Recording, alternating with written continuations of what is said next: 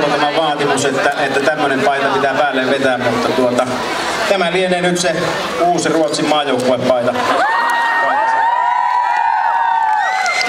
Ei lienee myöskään ylitys tämä numero täällä selässä, mikä on.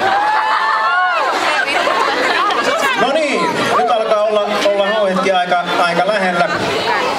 Siinä seuraavaksi tänne lavalle astelee Vuoksen mieslaulajien säästämänä imatralainen jääkiekon tuore maailmanmestari Petteri Nokelainen.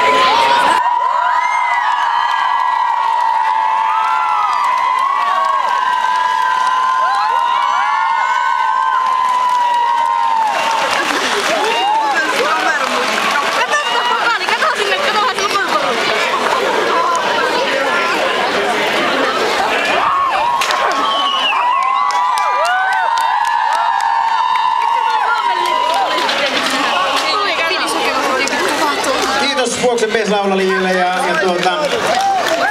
jos Petteri muutama sana tässä ennen näitä virallisia tervehdyksiä.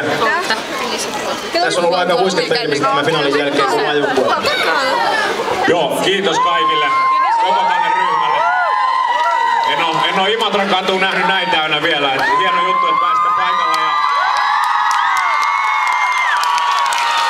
Ja tää on teidän kaikkien mestaruus ihan samalla tavalla kuin meidänkin. Tää on koko kansan mestaruus, tästä saa nauttia. Jos palataan ihan hetkeksi tuohon hetkeen, mikä tuolla näkyy. 2-1 maalin teit siinä pelimies tekee maalin oikeassa paikassa, niin arvasitko sen, että tällä maalilla voitetaan maailmanmestaruus? No en todellakaan. Että kyllä siinä vaiheessa kun se oli 3-1 vielä, niin jännitti itteensäkin, että miten tästä tulee käymään. Mutta se 4-1 maalin jälkeen sit alkoi niin usko olleen kovempi. Ensi kauden kuvioista nopeasti vielä sen verran, että nyt käy niin, että SM-liiga menettää Nokelaisen, mutta uusi osoite taitaa löytyä tuolta maailman kovimmasta liigasta. Joo, uusi ja vanha. Takas pääsee sinne ja se oli tavoite ennen kautta ja se hienosti täyttyi tuohon loppuun. Että toivottavasti lähtee nyt ura uuteen nousuun sielläkin.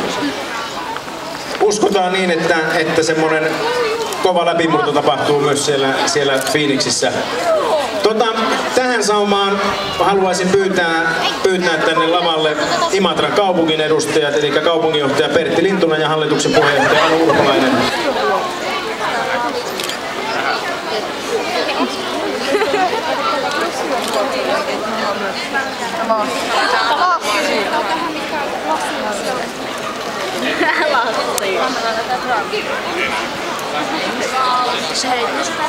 Kiitos Imatran kenttä.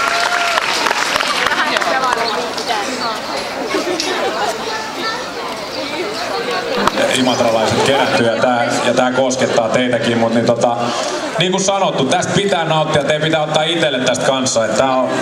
Tää on koko kansan mestaruus ja sitä pitää juhlia. Näitä ei tule niin usein, ei ole ainakaan tähän mennessä tullut. Et pitäkää nyt hauskaa ja nauttikaa siitä. Nauttikaa joka hetkestä.